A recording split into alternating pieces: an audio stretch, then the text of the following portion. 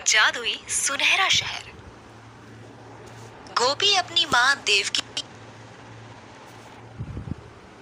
के साथ एक छोटे से गांव में रहा करती थी। देवकी बहुत गरीब थी और बीमार भी। ऐसे ही एक रोज देवकी की तबीयत बहुत ज्यादा खराब हो जाती है और देवकी अपनी बेटी गोपी से बोलती है, बेटा, मेरे जाने का समय आ चुका है। लगता है मैं तुझे बड़ा होते हुए नहीं देख पाऊंगी। तेरे बाबूजी को मेरी ज्यादा जरूरत है, इसीलिए मैं तुझे छोड़कर तेरे बाबूजी के पास आसमान में जा रही हूँ। तू अपना ख्याल रखना मेरे बच्चे। माँ, ऐसा मत बोलो, मुझे आपके साथ रहना है। अगर आप मुझे छोड़कर चली जाओगे तो मेरा ख्याल कौन रखेगा? गोपी, मेरी बच्ची, अब तुझे अपना ख्याल खुद रखना होगा। मैं भगवान के पास जाकर उनसे बोलूंगी कि वो तुझे कभी दुखी ना रखे। अगर तू दुखी रहेगी तो मैं भी तेरे बाबूजी के साथ ऊपर आसमान में खुश नहीं रह सकूंगी मेरे बच्चे। नहीं माँ, मैं आपको खुद से दूर नहीं जाने दूंगी। मैं अभी डॉक्टर को बुला के लाती हूँ माँ। ये बोलकर गोपी वहां से जल्दी से डॉक्टर के पास जाती है और उसे अपने साथ घर लेकर आती है। किंतु जब तक डॉक्टर घर आते हैं, देवकी इस दुनिया से जा चुकी होती है और डॉक्टर देवकी की नब्ज चेक करके गोपी से बोलते हैं, गोपी, तुमने मुझे यहाँ बुलाने में देरी कर दी। अब तुम्हारी माँ हमारे बीच नहीं रही। आप तो डॉक्टर है ना, आप तो इंसानों का इलाज करके उन्हें ठीक कर देते हैं। मेरी माँ को भी ठीक कर दो ना। मेरा इस दुनिया में मेरी माँ के सिवाय और कोई नहीं है। मैं अकेली हो जाऊंगी। गोपी, अब मैं कुछ नहीं कर सकता। इतना बोलकर डॉक्टर वहां से चला जाता है, जिसके बाद गोपी अपनी माँ के मृत शरीर को पकड़कर रोती है। ऐसे ही कुछ दिन बीत जाते हैं पर गोपी अपनी माँ को नहीं भूल पाती।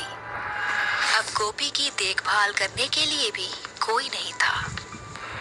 गोपी की माँ के जाने के बाद कोई भी उसको खाने पीने को पूछता नहीं और गोपी कभी मंदिर से तो कभी किसी के घर से खाना चोरी करके खाती। एक रोज बहुत तेज बारिश हो रही थी।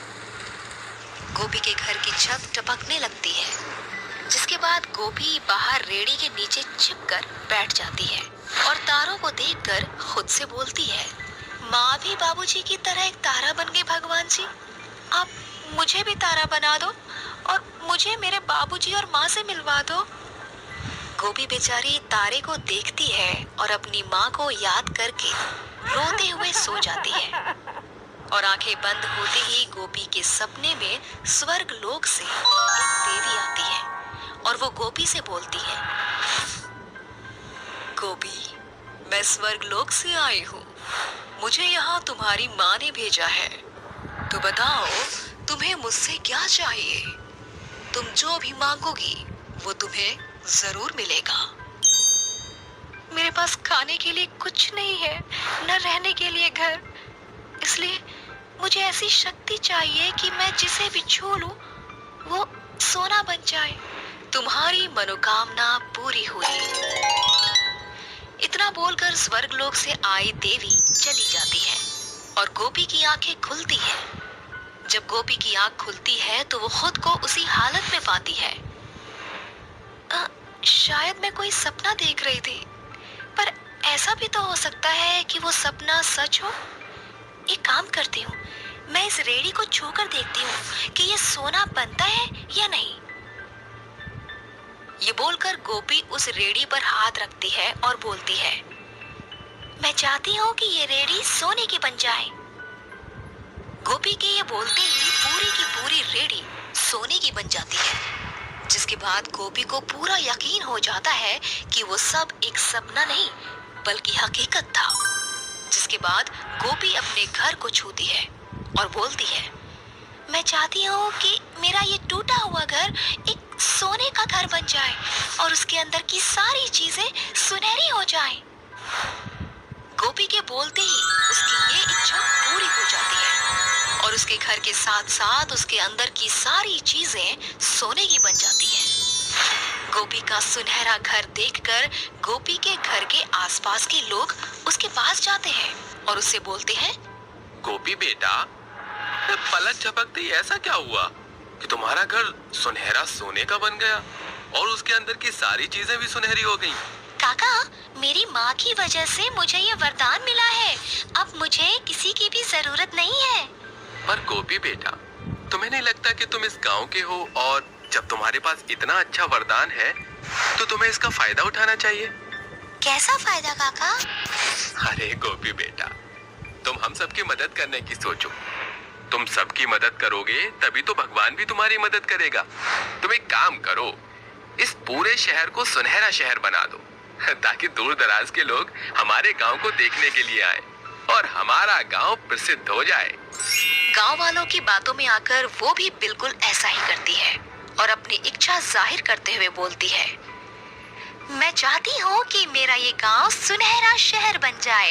यहाँ की हर एक चीज सुनहरी हो ताकि मेरे गांव वालों को सोने की कमी ना हो और दूर दराज के लोग हमारे सुनहरे शहर को देखें। गोपी के बोलते ही गांव की हर एक चीज सुनहरी हो जाती है और वो गांव एक सुनहरा शहर बन जाता है। वहाँ के मटके, घर, बर्तन, बिस्तर, यहाँ तक कि पानी भी सुनहरा बन जाता है। सब कुछ सोने में तब्दील हो जाता है। जब ये सब कुछ गांव वाले देखते हैं तो सब हैरान हो जाते हैं और गांव की एक बूढ़ी औरत गोपी के पास आकर बोलती है, गोपी बेटा, तुम्हें ये वरदान तुम्हारे भले के लिए मिला था ताकि इस वरदान से तुम किसी मजबूर बेबस की सहायता कर सको। पर तुमने गांव वालों की बातों में आकर इस गांव को सुनहरा शहर बना दिया पगली। गांव वाले लोग ये भूल गए हैं कि खाना पीना सोना चांदी से ज्यादा जरूरी होता है।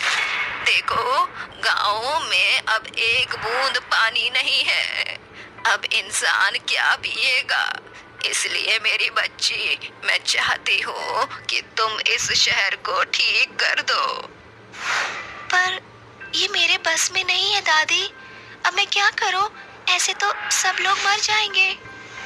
ये बोलकर गोपी बहुत रोने लगती है और बूढ़ी औरत से बोलती है, मुझे तो बस प्यार चाहिए था।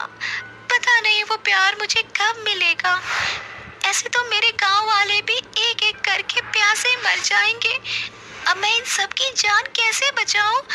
मुझे नहीं चाहिए वरदान। गोपी के ये बोलते ही बूढ़ी औरत स्वर्ग लोक की देवी बन जाती है और वो गोपी से बोलती है,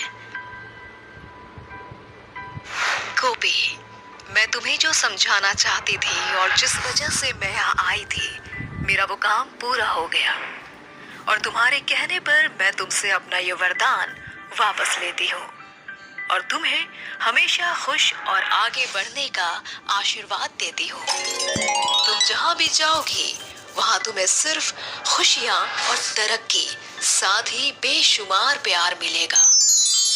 ये बोलकर स्वर्ग लोक की देवी वहाँ से चली जाती है। इसके बाद गोपी का गांव फिर से सोने के शहर की बजाय पहले की तरह नॉर्मल शहर बन जाता है।